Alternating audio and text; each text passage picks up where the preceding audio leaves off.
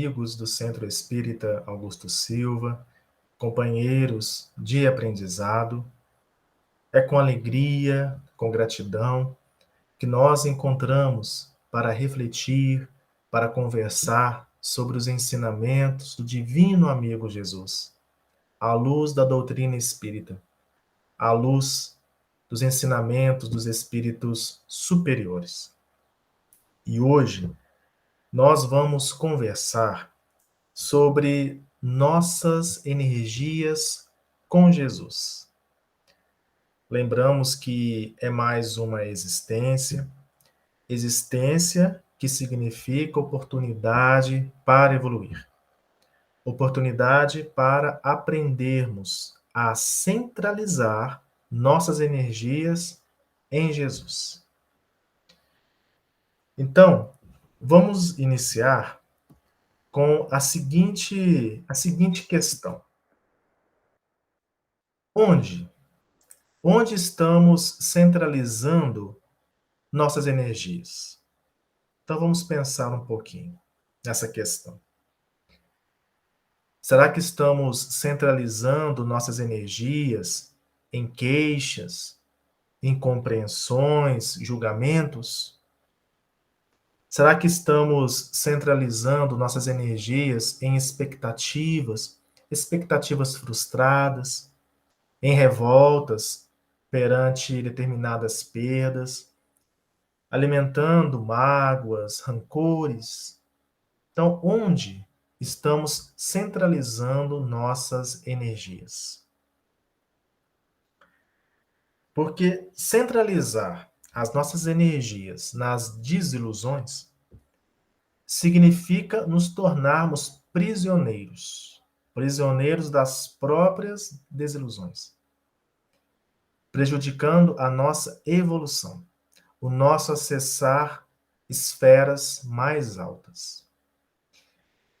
E hoje, nós ainda vivemos as consequências das prisões que criamos em outros tempos. Então, nós passamos por muitas e muitas existências centralizando nossas energias em desilusões, alimentando adversários da luz, alimentando adversários do amor, do bem. E por que não, meus amigos? Por que não centralizarmos nossas energias em Jesus, o divino amigo, nosso irmão maior, governador planetário? Por que não centralizarmos nossas energias em Jesus e avançar, e seguir em frente? Né? E sobre centralizar nossas energias em Jesus e avançar, nós temos um recado de Paulo. Esse recado de Paulo está na carta aos Filipenses. Está no capítulo 3, versículos 13 e 14. E é um recado de Paulo para todos nós. Nós que somos aprendizes do Evangelho, aprendizes da doutrina espírita, dos ensinamentos dos espíritos superiores. Então, é um recado de Paulo para todos nós. Então, vou colocar aqui na nossa apresentação esse recado. Então, diz Paulo: Irmãos, quanto a mim, não julgo que haja alcançado a perfeição, mas uma coisa faço, e é que, esquecendo-me das coisas que atrás ficam, avanço para as que se encontram diante de mim. Então, esse é o recado de Paulo, que está em Filipenses, capítulo 3, versículos 13 e 14. Então, vamos trazer algumas reflexões. Vamos pensar, né? Qual que é o objetivo da encarnação, da nossa encarnação, da encarnação dos espíritos, né? Porque os espíritos superiores respondem dizendo que Deus impõe aos espíritos a encarnação com o fim de fazê-los chegar à perfeição. É a questão 132 do Livro dos Espíritos, né? Nós devemos lembrar que somos espíritos imperfeitos, aprendizes na escola da experiência. Essa escola da experiência chamada Terra, planeta Terra. E é por isso, por estarmos nessa escola, que nós ainda depararemos com desilusões no nosso caminhar. Paulo menciona que não alcançou a perfeição, mas avança. Segue em frente com Jesus. Lembrando Paulo de Tarso, que foi perseguidor dos cristãos, que teve aí a sua conversão ao cristianismo, lá nas portas de Damasco, após o encontro com Jesus. Né?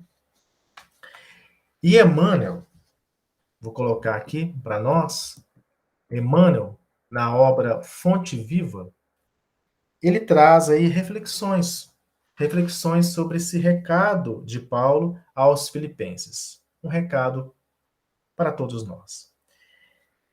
Então, na obra Fonte Viva, capítulo 50, intitulado Avancemos. Então, Emmanuel traz para nós algumas reflexões. E ele inicia esse capítulo dizendo o seguinte: na estrada cristã, somos defrontados sempre por grande número de irmãos que se aquietaram à sombra da improdutividade, declarando-se acidentados por desastres espirituais. Então, Emmanuel inicia o capítulo mencionando sobre irmãos acidentados por desastres espirituais, que permanecem à sombra da improdutividade. Emmanuel vai comentando sobre esses irmãos, trazendo aqueles que choram a perda de um ente querido, aqueles que se veem torturados pela incompreensão de amigos, outros que se enrolam no labirinto das queixas. Só comentando sobre a incompreensão de amigos, né? A incompreensão de amigos é um exemplo de desastre espiritual. E a tortura que podemos sentir diante da incompreensão é um acidente. É um acidente que pode nos manter improdutivos no caminho evolutivo. Então, Emmanuel fala dos acidentados, dos irmãos acidentados por desastres espirituais, permanecendo na improdutividade. E Emmanuel também fala no capítulo sobre envoltórios entorpecentes de nossos corações. As lamentações, as queixas, são envoltórios que enfraquecem os nossos corações, que amortalham a alma, que destroem a nossa alma, impedindo o acesso de nosso espírito à esfera mais alta, à esfera superior. Então, nós somos espíritos imperfeitos. Então, nós ainda caminhamos centralizando as nossas energias. Vou até colocar aqui no slide. A gente caminha centralizando as nossas energias na perda de um ente querido, com muitas lamentações, com prantos, às vezes prantos excessivos. Nós centralizamos as nossas energias nas queixas, no remorso, no arrependimento, nas expectativas, na maioria das vezes, expectativas frustradas, nos julgamentos, nós que somos julgados, analisados em diversas situações. Né? Então, nós devemos observar o que trazemos, observar os nossos sentimentos, refletir sobre as nossas próprias atitudes, procurando, né, com essas reflexões, né, com essas observações, dos nossos sentimentos, de nossas atitudes, procurando não agir, né, de forma irrefletida, procurando não agir de forma precipitada. Então, nós precisamos conhecer os princípios das coisas. que eu trago outra questão do Livro dos Espíritos. Nós precisamos conhecer os princípios das coisas para sabermos agir diante dos desastres espirituais. Isso é progredir. Isso é renovar. Então, eu lembro aqui da questão 239 do Livro dos Espíritos, onde Allan Kardec perguntou o seguinte: conhecem os espíritos os princípios das coisas? E a resposta: conforme a elevação e a pureza que hajam atingido. Os de ordem inferior não sabem mais do que os homens. Então, daí a necessidade de trabalharmos a nossa compreensão sobre a vida, sobre a lei divina, sobre o evangelho de amor, evangelho que traz equilíbrio aos nossos corações. Então, é procurar ter conhecimento da realidade espiritual, conhecimento sobre a lei de reencarnação, sobre a lei de causa e efeito. Todo esse conhecimento, né? Vocês que estão aqui acompanhando essa nossa conversa de hoje, todo esse conhecimento, tudo isso é recursos, são recursos que procuramos adquirir no entendimento, procurando adquirir para a gente entender as nossas desilusões, as nossas imperfeições, aflições que trazemos, as dores, o sofrimento, o entendimento dos desastres espirituais, como diz Emmanuel. Então, conhecer os princípios das coisas. Conhecer os princípios das coisas para evoluirmos. Comentando, né, rapidamente sobre a perda de um ente querido, né, são compreensíveis as reações, as reações, né, que nós temos são compreensíveis, as reações emocionais, né, diante da morte. Lamentações, né, o pranto, a tristeza. Mas para não ficarmos presos, né, presos a essas reações emocionais, né, as reações diante da morte, revoltados às vezes, nós possamos buscar entendimento com Jesus, com o Evangelho. Né? E a gente lembra que morte, né, morte significa transformação. Transformação. Como disse os Espíritos, né, Allan Kardec, também no Livro dos Espíritos, na questão 728, onde Kardec pergunta: é lei da natureza a destruição? Aqui falando da destruição do corpo físico, tá? É lei da natureza a destruição? E olha a resposta dos espíritos. Preciso é que tudo se destrua para renascer e se regenerar. Porque o que chamais destruição não passa de uma transformação, que tem por fim a renovação e melhoria dos seres vivos. É preciso morrer para renascer, para regenerar, para renovar, para se transformar. Né? E Jesus exemplificou, né, para nós, trouxe que a vida continua, exemplificou, mostrou a imortalidade da alma, todos nós. Né? E como diz André Luiz, na mensagem inicial, né, da obra Nosso Lar, André Luiz fala que a vida não cessa. Uma morte é um sopro renovador. Né? E as queixas? Porque muitos de muitos centralizam as energias nas queixas. Né? E aí eu sempre falo, quando a gente fala de queixa, eu lembro muito da mensagem de Emmanuel, que está na obra Vinha de Luz, capítulo 118, que tem como título Queixas. Então, eu vou ler só um trechinho para a gente, do que Emmanuel, né, fala sobre a queixa. Emmanuel fala que a queixa é um vício imperceptível que distrai pessoas bem intencionadas da execução do dever justo. A queixa não atende à realização cristã, em parte alguma, e complica todos os problemas. Lembra-te de que se lhe deres a língua, conduzir-te-á à ociosidade. E se lhe deres os ouvidos, te encaminhará à perturbação. Então, olha, né, meus amigos? A queixa é um vício. A queixa é um vício que pode nos conduzir à ociosidade e à perturbação. E o remorso? E o remorso, o arrependimento? Porque muitos também trazem os seus remorsos, os seus arrependimentos, né? Trazem em sua bagagem de vidas, né? Bagagem pesada às vezes, né? Difícil de carregar, né?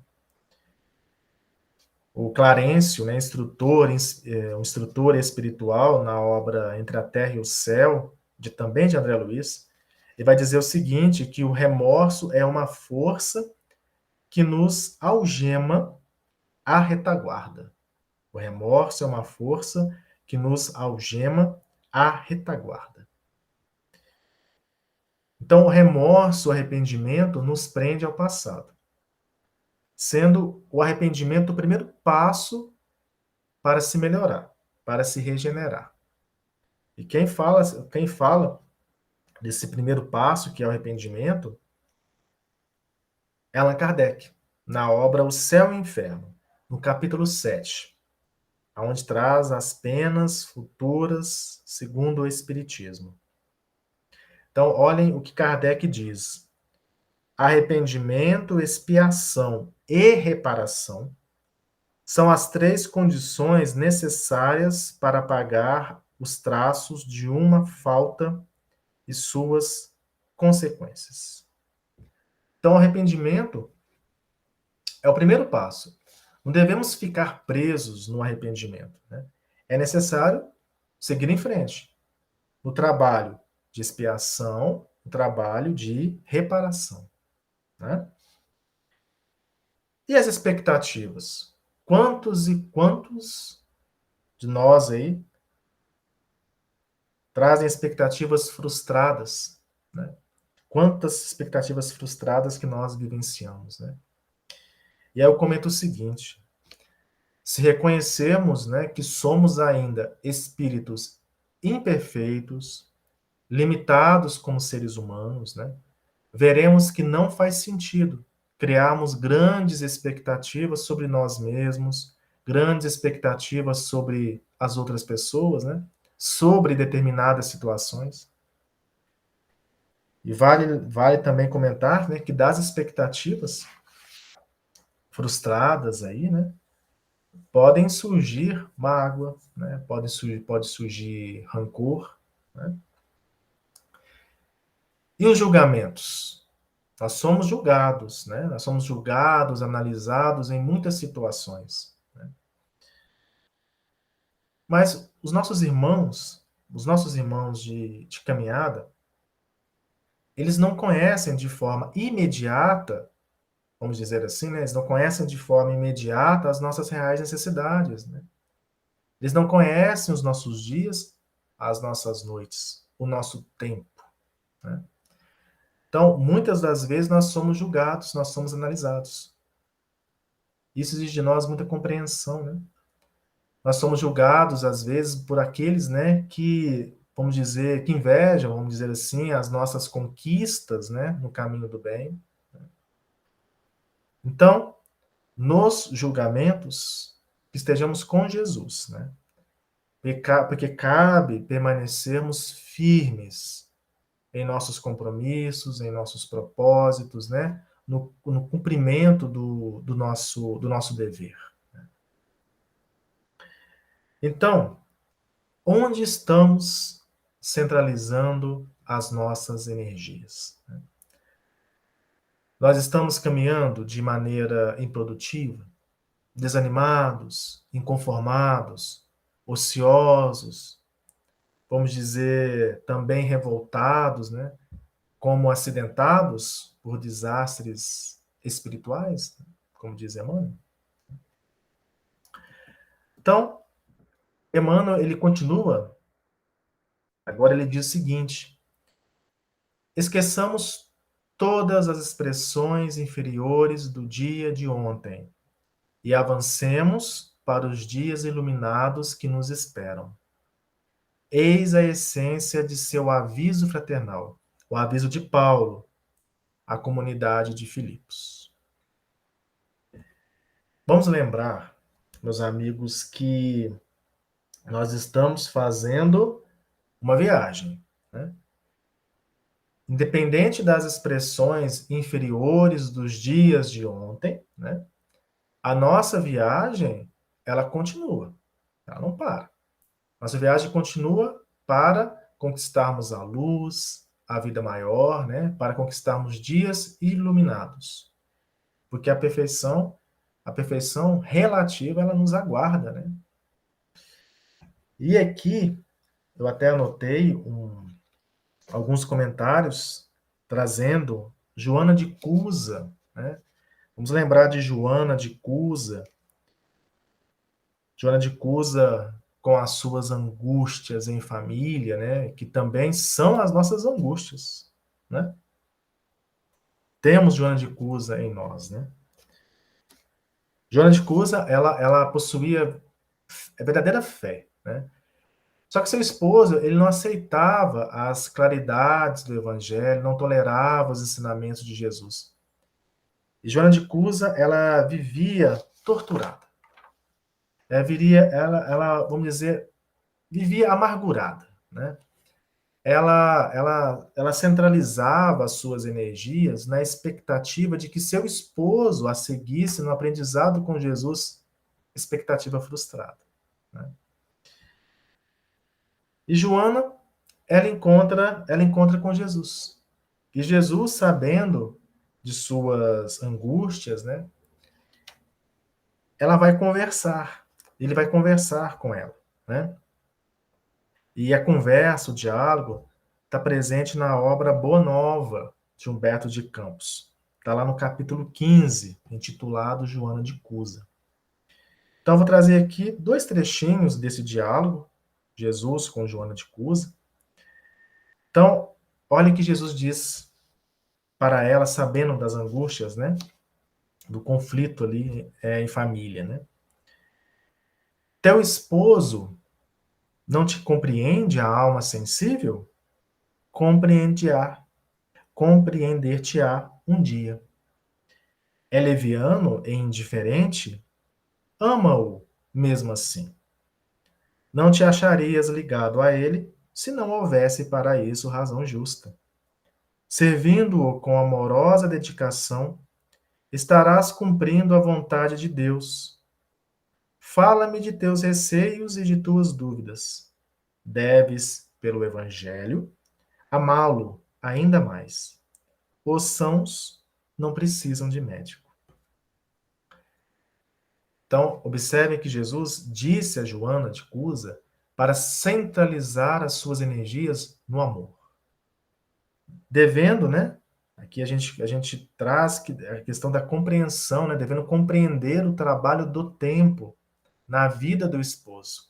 Cada um tem um tempo, né? O seu tempo. Porque no momento oportuno, o esposo despertaria, né? Para o evangelho. E um outro trecho desse diálogo, né? Jesus diz o seguinte ainda, né? A ela: volta ao lar e ama o teu companheiro como o material divino, que o céu colocou em suas mãos para que talhes uma obra de vida, sabedoria e amor. Vai, filha, sê fiel. Olhem o outro olhar, né?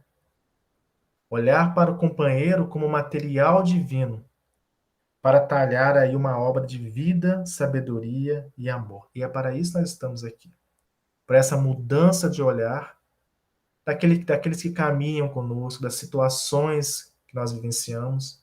Estamos aqui para talhar, para esculpir uma obra de vida, sabedoria e amor, sendo fiéis a Jesus, né? E trazendo, continuando agora, né, trazendo mais um pouquinho de Emmanuel, Ele diz para centralizarmos nossas energias em Jesus. Centralizemos nossas energias em Jesus e caminhemos para diante. Ninguém progride sem renovar-se. E o que significa nossas energias com Jesus? Né? Significa aproveitar melhor o tempo que nós temos, as oportunidades que nós temos para evoluir, esquecendo o mal com a prática do bem. Né?